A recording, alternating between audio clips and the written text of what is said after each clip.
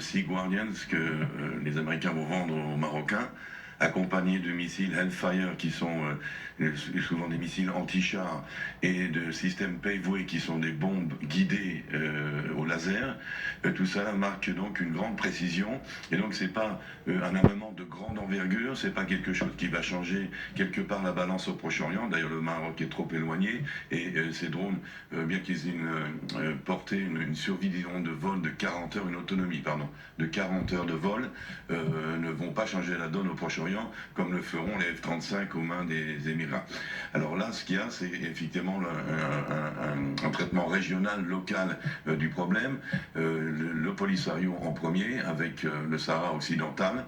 Alors je pense, et je mets tout de suite, je rassure, dirons-nous, parce que les gens du Polisario ne vont pas être détruits demain. Je ne pense pas qu'il y aura un génocide marocain sur le Sahara occidental. Il faut bien comprendre que cet équipement, le temps qu'il arrive, le temps qu'on forme les militaires marocains à l'utiliser à Essian, il faut compter 1 ou 2 ans facilement. D'ici là, l'administration Biden va certainement ne pas bloquer cette vente, mais elle va sûrement mettre des conditions du côté. N'oublions pas que le Polisario, même si c'est un underdog, il y a une certaine sympathie pour ce mouvement un petit peu abandonné. Il n'a pas la chance du Hamas d'avoir des millions de dollars versés par les Iraniens et les Turcs. Il n'a pas la chance du Hamas, si c'est une chance, d'avoir des milliers de missiles. Le Front Polisario, c'est vraiment la guérilla à l'ancienne, dans le temps de l'époque Che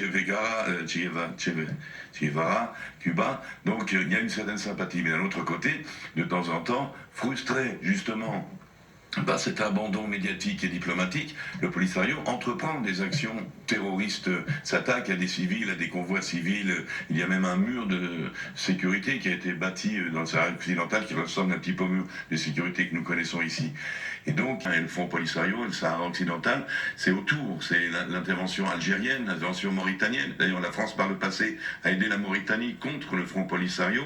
Donc, vous voyez, il y a ici une possibilité de déstabiliser une région. Et donc ce matériel est idéal, c'est un matériel qui est utilisé d'ailleurs des fois par les gardes-côtes aux États. Je pense que le roi du Maroc, le gouvernement marocain traverse une crise économique comme beaucoup de pays dans le monde qui avait déjà même commencé un peu avant le Covid, mais le Covid évidemment l'a aggravé.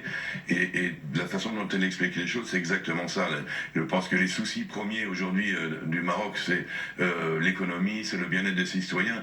Alors il y a toujours ce problème du Sahara occidental. Il y aura certainement une coopération avec les Israéliens sur ce plan-là, mais je pense que des deux côtés, on est sur une voie de la paix et